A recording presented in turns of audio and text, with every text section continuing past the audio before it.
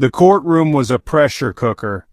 Every single seat was taken. Reporters lined the back walls, their pens poised like daggers, ready to capture every nuance, every flicker of emotion that danced across the faces within.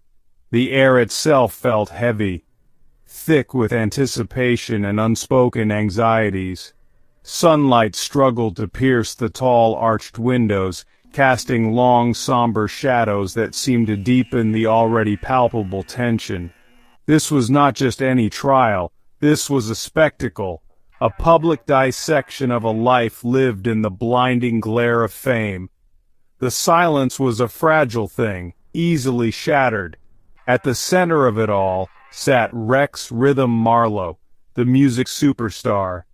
His face, usually plastered across magazine covers with an air of cool detachment, was today a mask of strained composure. He wore a tailored suit, an armor of respectability, yet his fingers drummed a silent, frantic beat on the polished mahogany table before him.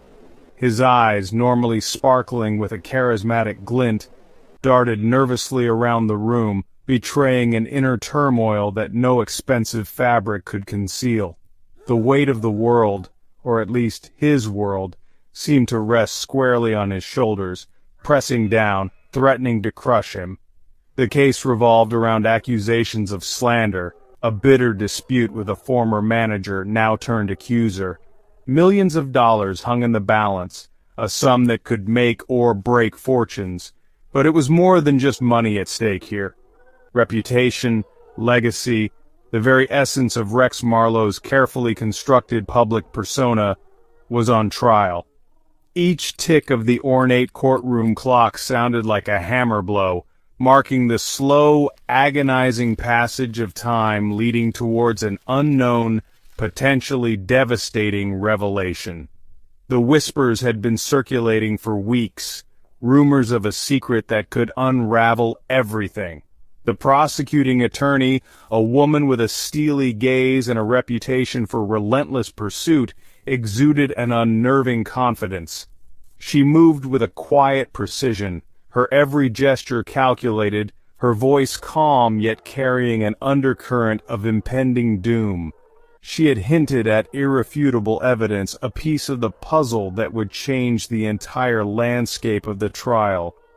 The defense lawyers huddled, their faces grim, occasionally stealing worried glances at their client. The atmosphere was electric, charged with the promise of a storm about to break, a storm that everyone present knew could be catastrophic for the man in the spotlight. The prosecutor, Miss Evelyn Hayes, finally approached the judge's bench. Her voice, though measured, cut through the suffocating silence. "Your Honor," she began, her tone crisp and devoid of theatrics, "the prosecution would like to introduce new evidence. Evidence that we believe is pivotal to this case." A low murmur rippled through the gallery, a collective intake of breath. She held up a small, innocuous-looking digital audio recorder. It seemed so insignificant, yet it radiated an almost palpable sense of menace. The defense attorney immediately rose, his objection ready, but the judge waved him down, curiosity etched on his face. With a nod from the judge, Miss Hayes signaled her paralegal. A moment later, a sharp click echoed through the courtroom sound system. Then came a hiss of static, a brief, agonizing pause that stretched into an eternity for everyone present, most of all for Rex Marlowe. His knuckles were white as he gripped the table. Then a voice emerged from the speakers. It was undeniably Rex's, but this was not the smooth, melodic tone fans knew from his chart-topping hits. This voice was raw, unguarded, laced with an ugly, venomous anger that was utterly chilling. The words that spilled forth were shocking. They were crude, conspiratorial, and deeply incriminating. The audio captured Rex Marlowe in a moment of apparent rage, discussing strategies, making admissions that directly contradicted his sworn testimony. He spoke of manipulation, of deceit, of actions that painted him not as a victim, but as a calculating, ruthless operator. Each syllable was a nail hammered into the coffin of his public image. The courtroom was utterly still, frozen in disbelief. Even the seasoned reporters seemed stunned into silence, their pens momentarily forgotten.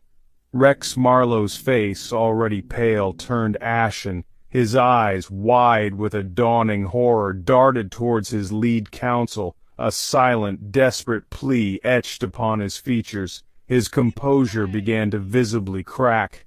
A slight tremor ran through his hands. The carefully constructed dam of his self-control was showing signs of imminent collapse. The voice on the recording continued, relentless, each word a fresh betrayal, a new layer of his private world stripped bare for all to hear. The air crackled with the unspoken question, how much worse could it get? The silence was no longer just tense, it was suffocating. The damning audio played on, each second an eternity. Rex Marlowe's voice, distorted by rage and something akin to panic on the recording, filled the room. He was heard boasting, threatening, his words painting a picture far removed from the charming philanthropist he portrayed. The contrast was jarring, sickening.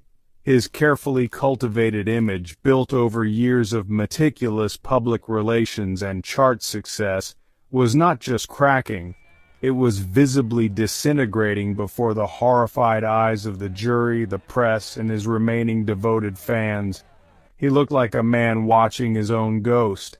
He started muttering under his breath, barely audible at first. "No, that's not... It's taken out of context," he stammered, his voice a hoarse whisper, a stark contrast to the booming anger on the tape. He shook his head repeatedly as if trying to physically deny the reality of what he was hearing. His lawyers leaned in, whispering urgently, trying to calm him, to regain some semblance of control, but it was too late. The poison from the recording had seeped too deep. The star was losing his grip, the pressure becoming unbearable. Suddenly, with a guttural roar that seemed to erupt from the very depths of his being, Rex Marlowe lunged forward. "Stop it!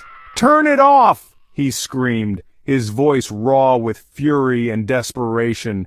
The sound ripped through the stunned silence of the courtroom, a primal cry of a cornered animal. He slammed his fists on the table, scattering legal documents like autumn leaves in a gale.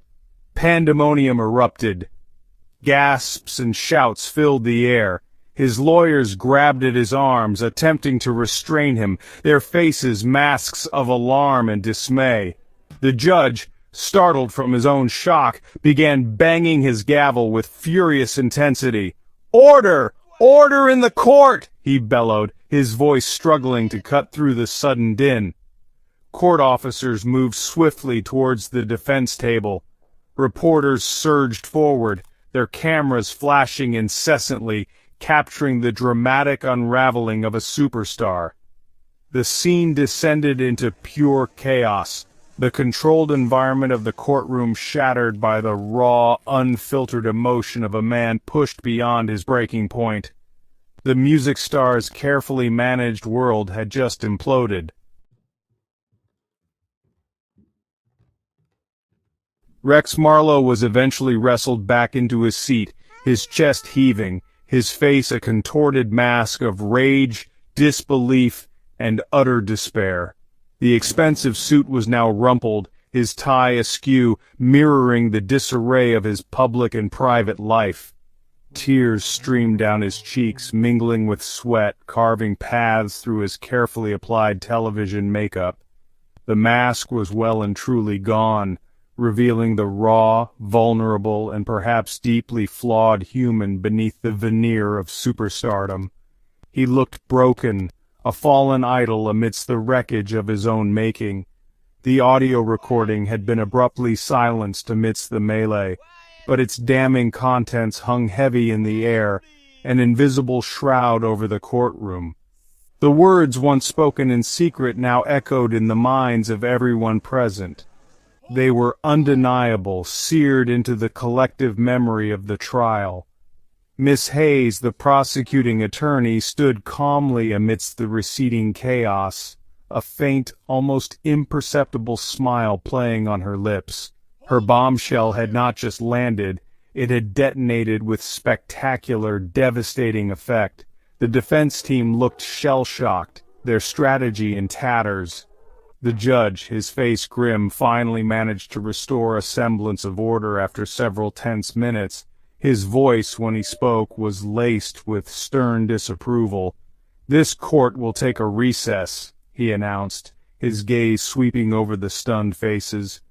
"We will reconvene when decorum can be assured." The room slowly began to empty, but the shock waves of Rex Marlowe's outburst and the damning audio lingered. What had been on that tape? The snippets heard were scandalous enough, but what else did it contain? The whispers started almost immediately, speculation running rampant. The trial, which had already been a media sensation, was now catapulted into a new realm of public fascination and scrutiny. The leaked audio was just the beginning, it seemed. What other secrets were yet to be unearthed? How much more of Rex Marlowe's private life would be laid bare for public consumption? The questions hung heavy, promising more revelations, more drama. As the courtroom doors closed, one thing was certain. The chaos was far from over. The world held its breath, waiting for the next act in this very public downfall.